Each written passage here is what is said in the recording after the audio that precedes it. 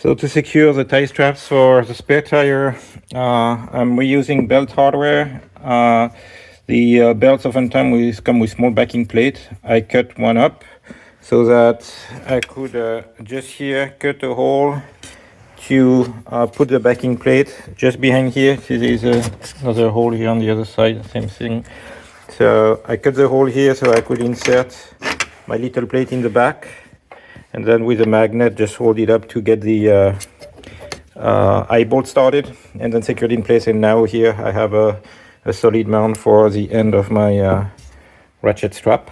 So I'm gonna do here the same thing on the other side for this hole.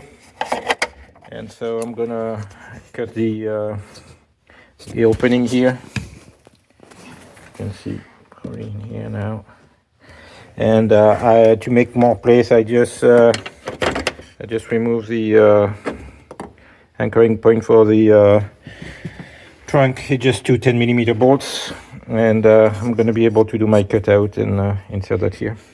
So for the front, I'm using the stock mounting points for the belts, so that threads directly in behind the back seat, and so I can have my straps crossed around the spare wheel here.